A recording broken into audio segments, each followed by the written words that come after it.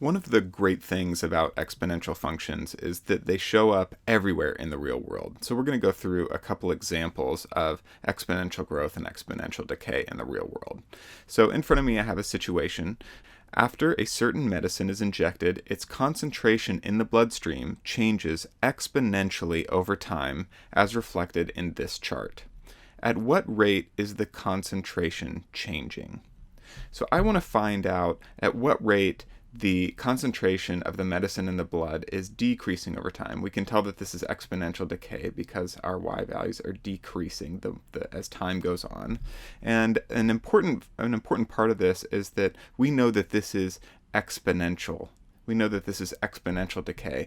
And what that means is that the drop in concentration from this point to this point is going to be the same ratio as the drop in concentration from this point to this point. And that's going to be important in just a little bit here. And so in order to figure this out, I'm going to start by making a table. It's going to be a t-chart. And I'm just going to put my x and y values from my chart into this t-chart over here. So when x is 0, this is my initial value. When x is 0, y is 100. So in other words, when the medicine is injected, then the concentration is 100 milligrams per liter. And then after 1 hour, what's the concentration then? It looks like the concentration after 1 hour is going to be 70 milligrams per liter.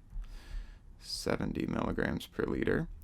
And with this drop in concentration from 100 milligrams per liter to 70 milligrams per liter, we can use that to figure out what the common ratio is between these two data points. And so in order to answer that question, what do we have to multiply 100 by in order to get 70? That will tell us our common ratio. And, well, we need to multiply 100 by 7/10. That will give us 70. And so our common ratio is going to be 0.7 or 7/10. Let me write that right here. Common ratio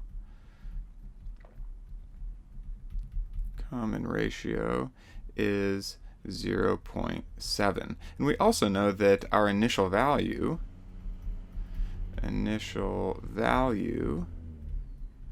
is 100.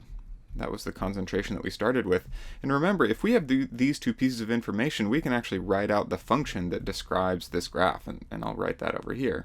Remember that when we write this out, it's y is equal to our initial value times our common ratio raised to the x power. And so that's going to be our initial value is 100.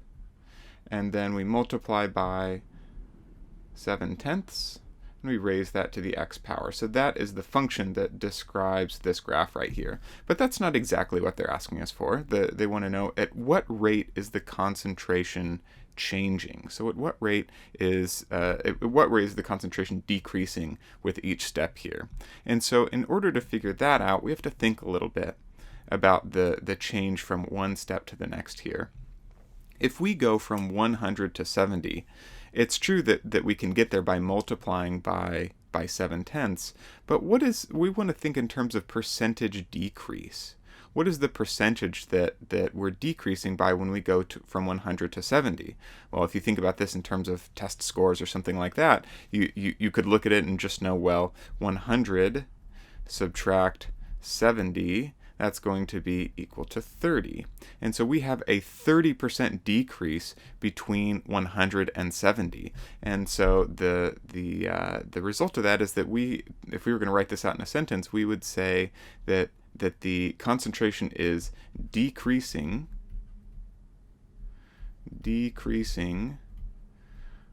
by 30% per hour. Every hour it goes down by 30%. But let's just check our work here. Let's check our work with the next data point and make sure that there's a 30% decrease between this data point and that data point right there. And so the way that I'm going to figure that out is I want to find out what is 30% of 70. And I can just do a little bit of multiplication to figure that out. 30% of 70 is just going to be 70 times 0.3.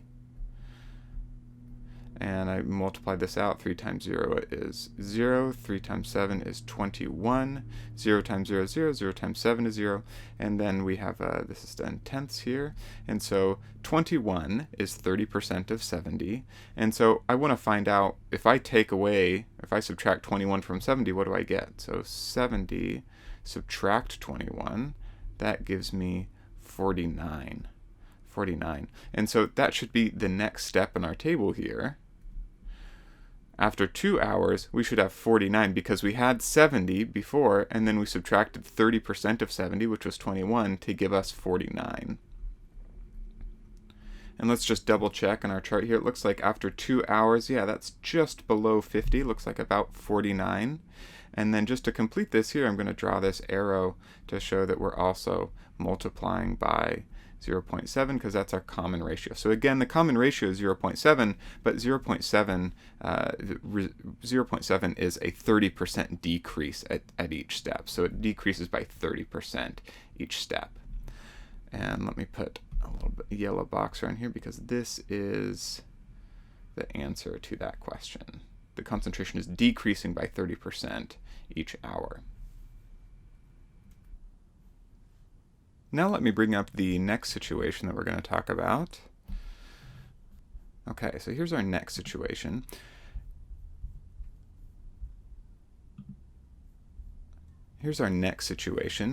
Noah deposited $60 in a savings account earning 7% interest compounded annually.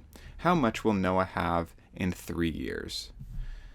So before we get started, let's talk a little bit about what this means. So we start with $60, and when it says that we're earning 7% interest compounded annually, that means that we're going to take 7% of $60, and that's going to pay back into the savings account at the end of each year.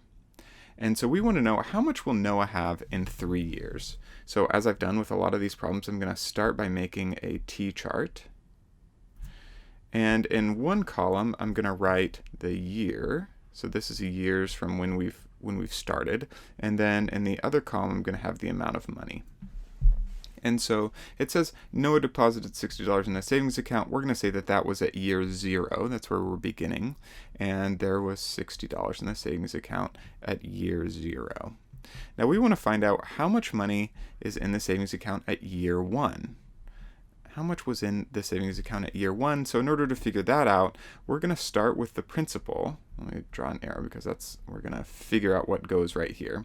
So we're going to start with the principal, which is $60. So the principal is just whatever you've deposited into your savings account. And then we want to find out what's the interest that's going to be paid out. Well, the interest is going to be 60 times 0.07, because we have 7% interest, so this is 7% expressed as a decimal. And so again, this is our principal here. Our principal is 60, and then our interest is going to be 60 times 0.07. We add those together. That's going to tell us what the value of the savings account is after 1 year. Now I could just calculate this out, but I actually want to work this out in such a way that it will reveal what the equation is that determines how much money is in this savings account. So what I'm going to do here is I'm going to factor out 60. So if I factor 60 out of this expression here, then that's going to give me 1 plus 0.07. I factored out 60. And I can check my work by imagining if I multiplied or if I distributed this 60 back into what's inside the parentheses here, then I'd end up with 60 plus 60 times 0.07. So that checks out. Now I can add together what's inside of these parentheses here.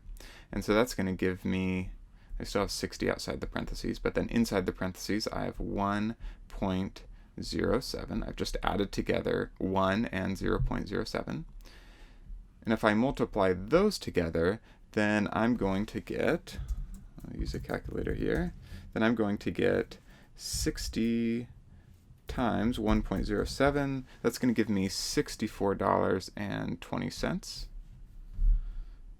$64.20. $64.20. And so that's the amount that's in the bank account after 1 year, $64.20. I'll write the pennies right there. Okay. Now for the next step in this process, if I want to find out how much money there is in this account at 2 years, I'm going to draw this arrow, and rather than repeating this this exact process, I'm just going to show that we're starting with what came before up here, which was 60 times 1.07. That's the $64.20 is the same as 60 times 1.07. But then I need to calculate the interest on top of that, because I'm earning interest on not just on $60 anymore, but now on $64.20. And so that's going to be 60 times 1.07, and then again times 1.07. I have $60 times 1.07 times 1.07, so I can rewrite this with an exponent, and that's going to be 60 times 1.07 squared. I've just taken these two 1.07s and multiplied them together, and that value is going to be 68.69. 68.69. So that's going to be the value that Noah's going to have in his bank account after 2 years. So 68.69.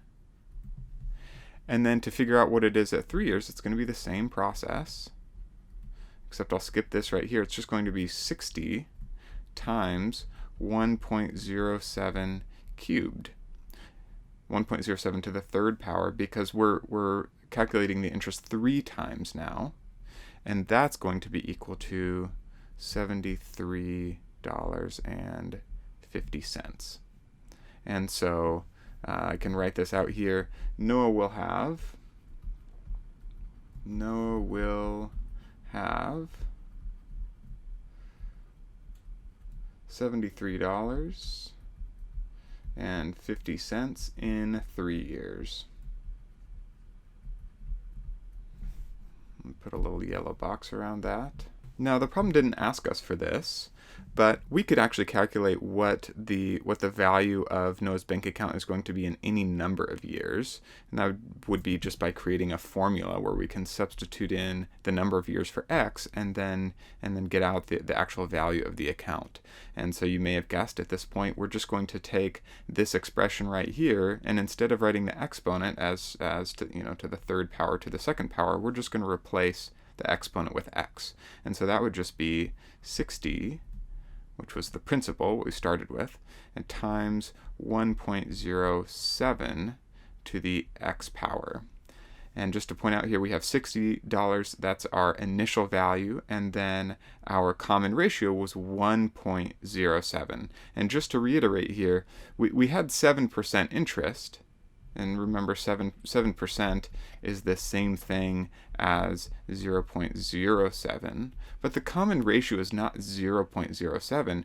We have to take into account that we're maintaining the principal at each step in this process. The principal doesn't go away, and so we need to take it into account by turning this into 1.07.